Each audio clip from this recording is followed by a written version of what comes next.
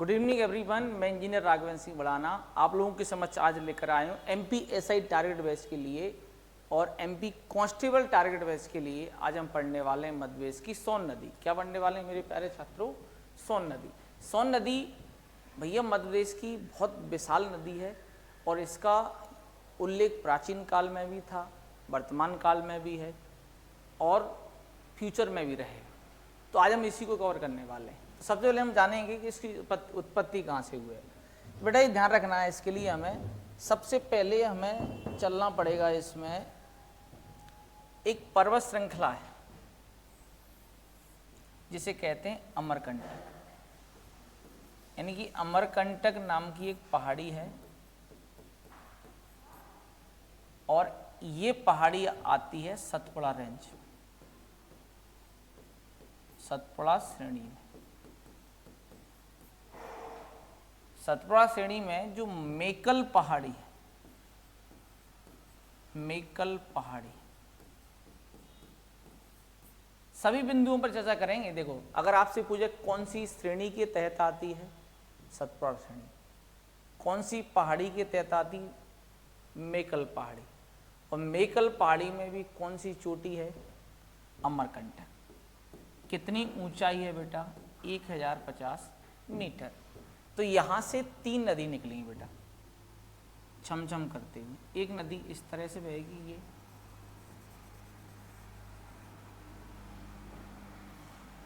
ये नदी। एक नदी और जस्ट इसके पास से ही निकलेगी ऐसे करके, और एक नदी बेटा इस तरह से निकलेगी ऐसे। अब इन्हें क्या नाम दिया गया है? इन्हें क्या नाम दिया गया है? तो देखो बेटा, इस नदी को कहते हैं नर्मदा, नर्मदा नदी। इसे कहते हैं जोहिला नदी, जोहिला नदी। क्या कहते हैं मेरे प्यारे छात्रों? जोहिला नदी। और इसे क्या कहते हैं? सोन नदी। ये 3 नदियों का उत्पत्ति स्थल है, जहां से 3 नदियों का उद्गम हुआ है। वो कौन सा स्थान है? अमरकंटक। यानी अमरकंटक वह स्थान है जहां से 3 नदियों का उद्गम हुआ है, नर्मदा नदी, जोहिला नदी और सोन नदी। ठीक है भाई। लेकिन आज अपना टारगेट क्या है? सोन नदी को पढ़ना है और इसके बारे में सभी तथ्यों को जानने का हम प्रयास करेंगे। ठीक है भाई। तो सबसे पहले हम जानेंगे कि भाई सोन नदी की उत्पत्ति कहाँ से हुई। तो बेटा ये उत्पत्ति हुई है अमरकंटक से, जो कि मेकल पहाड़ी में है। और मेकल पहाड़ी किस में है बेटा? ध्यान रखना, सतपुड़ा श्रेणी में। किस में है मेरे प्यारे छात्रों? सतपुड़ा श्रेणी में। और यहीं से उद्गम हुआ है जोहिला नदी का। लेकिन दिक्कत ये है बेटा, ये किस जिले में आता है? तो बेटा जिले का नाम है अनूपपुर। क्या नाम मेरे प्यारे छात्रों? मध्य प्रदेश का अनूपपुर जिला है। ठीक है भाई। इसके बाद ये नदी कहाँ बहेगी? शहडोल में। कहाँ बहेगी बेटा? शहडोल में। तो शहडोल नदी, शहडोल में जब नदी बहती है तो बेटा ध्यान रखना, आगे चल के सीधी में बहती है। अगले जिले का नाम क्या है? सीधी जिला है। ठीक है। तो बेटा ये ध्यान रखना है हमें कि शहडोल जिले में आकर जो जोहिला नदी है, कौन सी बेटा? जोहिला नदी, जो भी अमरकंटक से निकली है नदी इस तरह से, और किस में जाके मिल जाती है? सोन नदी में इसका संगम हो जाता है। कहाँ पर होता है ये? शहडोल में। तो शहडोल में एक स्थान है देवलोद। शहडोल में एक स्थान है देवलोद। देवलोद नामक स्थान पर एक बांध बनाया गया है जिसे कहते हैं बाण सागर परियोजना। बाण सागर परियोजना बनाई गई है। ठीक है मेरे प्यारे छात्रों। तो बाण सागर परियोजना 3 राज्यों की है, एमपी, यूपी और बिहार। 3 राज्यों की सम्मिलित परियोजना है बाण सागर परियोजना। तो तो आपका एक क्वेश्चन होना चाहिए कि सर ये बाण सागर ही क्यों नाम दिया गया सर? तो बेटा इसका एक बड़ा तथ्य ये है कि शहडोल जिले में जो एक प्रसिद्ध कवि हुए बाण भट्ट, प्रसिद्ध कवि हुए हैं बाण भट्ट, उनकी जन्मस्थली रहा है क्या? शहडोल जिला। तो जन्मस्थली रहा है तो इतने महान संत कवि का नाम क्यों ना उसके नाम पर ही परियोजना का नाम रख दिया है, उसके नाम पर बांध का नाम रख दिया जाए। तो इसलिए बाण भट्ट के नाम पर ही ये बाण सागर परियोजना है, या इसे कहते हैं बाण सागर बांध। क्या कहते हैं इसे? बाण सागर बांध भी कहते हैं इसी को क्या कहते हैं? बाण सागर बांध या बाण सागर परियोजना के नाम से भी इसी को जाना जाता है। इसका हमें विशेष रूप से ध्यान रखना है। तो बेटा ये ध्यान रखना है कि जो बाण भट्ट हैं वो किसके दरबारी रहे? तो बाण भट्ट जो हैं हर्षवर्धन के दरबारी रहे हैं। किसके दरबारी रहे हैं बेटा? हर्षवर्धन के दरबारी रहे हैं। बाण भट्ट जो हैं हर्षवर्धन के क्या रहे हैं? दरबारी रहे हैं। इस बात का हमें विशेष रूप से ध्यान रखना है। और इन्होंने एक पुस्तक लिखी है हर्षचरित, हर्षचरित और कादंबरी, दो पुस्तकें लिखी। हर्षचरित और कादंबरी नामक दो प्रसिद्ध पुस्तकों की रचना बाण भट्ट के द्वारा की गई है। और ये राजा हर्षवर्धन के दरबारी थे। किसके दरबारी थे? राजा हर्षवर्धन के दरबारी थे। और इन्होंने ध्यान रखना है बेटा, बाण भट्ट ने दो पुस्तकें लिखी हैं, हर्षचरित और कादंबरी। और किसके दरबारी थे? राजा हर्षवर्धन की। तो इन्हीं की याद में क्या बनाया गया यहाँ मेरे प्यारे छात्रों? तो यहाँ पर बनाया गया है बाण सागर परियोजना। कितने राज्यों की सम्मिलित है?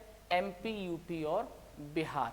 और इस परियोजना से लगभग जहां तक मेरी एक्यूरेट जानकारी है तो 450 मेगावाट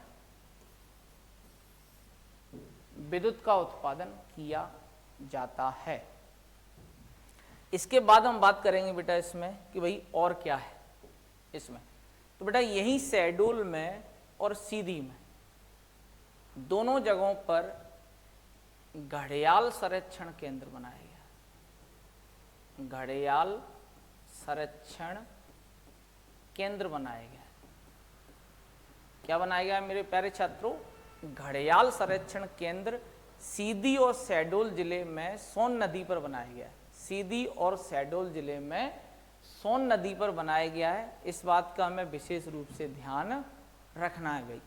और बेटा ये क्या फैक्ट है यहाँ? तो बेटा एक नदी और आकर यहाँ पर इस तरह से किस में मिलती है? शहडोल के नजदीक किस में मिलती है? सोन नदी में। इस नदी का नाम है जारवाही नदी। जारवाही नदी इसका नाम। क्या नाम है मेरे प्यारे छात्रों? जारवाही नदी के नाम से इसे जाना जाता है। इसके बाद ये नदी बेटा यहां से फिर सीधी और सिंगरौली के बाद यहां से यूपी की सीमा स्टार्ट हो जाती है। तो अब ये नदी कहां बहेगी? उत्तर प्रदेश। और बेटा इधर क्या है? छत्तीसगढ़। इधर कौन सा राज्य है? छत्तीसगढ़।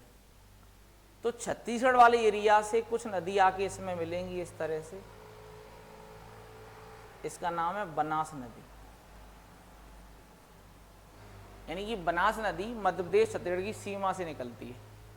और दूसरी नदी का नाम है बेटा गोपद नदी। बनास और गोपद नदी। आगे चल के यहाँ यूपी में रिहंद नदी इसमें जाके मिलेगी। रिहंद नदी, ये भी ध्यान रखना है इस तरह से। तो रिहंद नदी पर ध्यान रखना है मेरे प्यारे छात्रों, बहुत मोस्ट परियोजना है। इसे कहते हैं रिहंद परियोजना। रिहंद परियोजना क्या कहते हैं मेरे प्यारे छात्रों? इसे रिहंद परियोजना, या इसे गोविंद वल्लभ पंत सागर भी बोलते हैं। गोविंद वल्लभ पंत सागर परियोजना भी कहते हैं इसी को कहते हैं रेहंद परियोजना या गोविंद वल्लभ पंत सागर परियोजना भी कहते हैं। ये रेहंद नदी पर है। इसके बाद बेटा ये नदी कहाँ जाएगी? बिहार। और बिहार में किस नदी में बेटा? गंगा नदी में, पटना के निकट। किस में मिल जाएगी? गंगा नदी में। तो बेटा यहां तक की कुल लंबाई कितना है? 780 किलोमीटर। कितना है मेरे प्यारे छात्रों? 780 किलोमीटर है। लेकिन इसमें एक नदी और ध्यान रखना लास्ट, उसका नाम है कनहेर नदी। कनहेर नदी।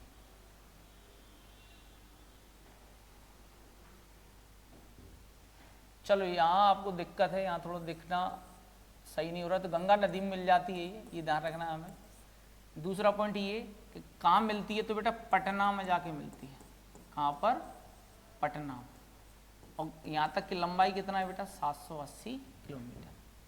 और उससे पहले एक नदी मिलती है जिसका नाम क्या है? जिसका नाम बेटा कनहेर नदी। कनहेर नदी जिसका नाम, ठीक है। अब सभी पॉइंटों को हम एक बार रीचेक करेंगे, एक बार नहीं 4 बार रीचेक करेंगे। क्यों? क्योंकि क्वेश्चन आने वाला है, आप तैयार रहना। दोबारा से देखो बेटे, हम पढ़ने वाले हैं सोन नदी। क्या पढ़ने वाले हैं? सोन नदी, ठीक है भाई। तो सोन नदी का उद्गम कहां से हुआ है बेटा? तो सोन नदी का उद्गम हुआ है सतपुड़ा श्रेणी की अमरकंटक में जो मैकल पहाड़ी है, जगह का नाम है अमरकंटक।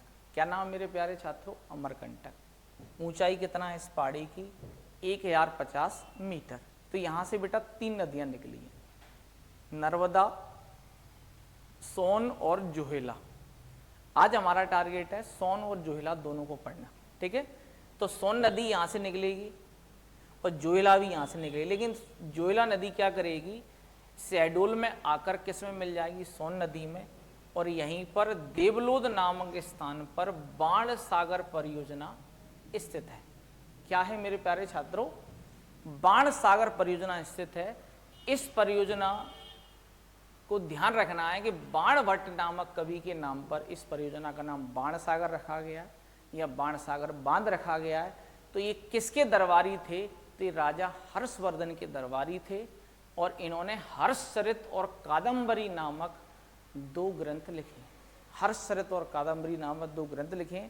इससे इन्हें विख्याति प्राप्त हुई और एक प्रसिद्ध पुस्तक हर्षचरित कादंबरी की दम पर इन्होंने इतिहास में नाम दर्ज कराया और इसलिए इनके नाम पर इसका नाम क्या रखा गया? बाण सागर परियोजना। कितने राज्यों की है? एमपी, यूपी और बिहार की है। और यहाँ 450 मेगावाट की एक यूनिट भी लगाई गई है। किसके लिए? विद्युत उत्पादन के लिए डैम पर, ठीक है। इसके बाद बेटा जारवाही नामक नदी शहडोल और सीधी की सीमा पर मिल जाती है इसमें। और यहीं पर घड़ियाल संरक्षण केंद्र है। यानी घड़ियाल जो होते नहीं मगरमच्छ होता है, उसमें हमें ध्यान रखना है मगरमच्छ में कि जो पतली चोंच वाला होता है मगरमच्छ, उसे बोलते हैं घड़ियाल। क्या कहते हैं मेरे प्यारे छात्रों? घड़ियाल कहते हैं। उसी को संरक्षण कहाँ दिया जाता है? शहडोल और सीधी में। इसके बाद नदी यूपी जाएगी, तो यूपी में ध्यान रखना है हमें बनास और गोपद नदी दोनों मिल जाएंगी किसमें? सोन नदी में। और यहीं पर रेहंद नदी का संगम भी किसमें होगा? सोन नदी में। यहीं पर बेटा क्या है? रेहंद परियोजना है। और रेहंद परियोजना पर ही गोविंद वल्लभ पंत सागर नामक एक कृत्रिम झील बनाई गई है। गोविंद वल्लभ पंत नामक कृत्रिम झील बनाई गई है जो भारत की सबसे बड़ी कृत्रिम झील है। क्या है मेरे प्यारे छात्रों? भारत की सबसे बड़ी कृत्रिम झील है। किस नदी पर है? रेहंद नदी पर है।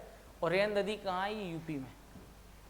इसके बाद नदी बेटा बिहार चली जाती है और गंगा नदी में जाकर पटना के निकट समाहित हो जाती है। और कुल लंबाई यहाँ तक कितना है? 780 किलोमीटर है। और एक लास्ट नदी और ध्यान रखना, कन्हेर नदी इसमें जाके मिल जाती है। किस क्या मिल जाती है? कन्हेर नदी। तो आप इसका स्क्रीनशॉट ले लीजिए जिससे आपको दिक्कत नहीं होने वाली है।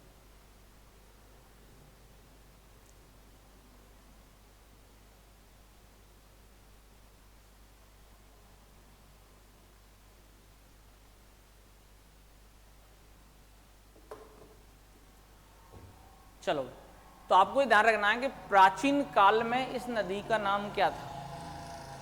तो प्राचीन काल में इस नदी को नंद नदी भी कहते थे। प्राचीन काल में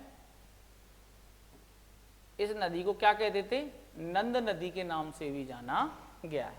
ठीक है, अगर आप ये सभी फैक्ट आप पढ़ लेते हैं तो आपके एग्जाम में कोई भी क्वेश्चन गलत होने की संभावना बिल्कुल नहीं है। ठीक है भाई, अगर आपको मेरा प्रयास अच्छा लग रहा है तो जय हिंद, जय भारत, लाइक करें, शेयर करें और सब्सक्राइब करना बिल्कुल ना भूलें। जय हिंद, जय भारत।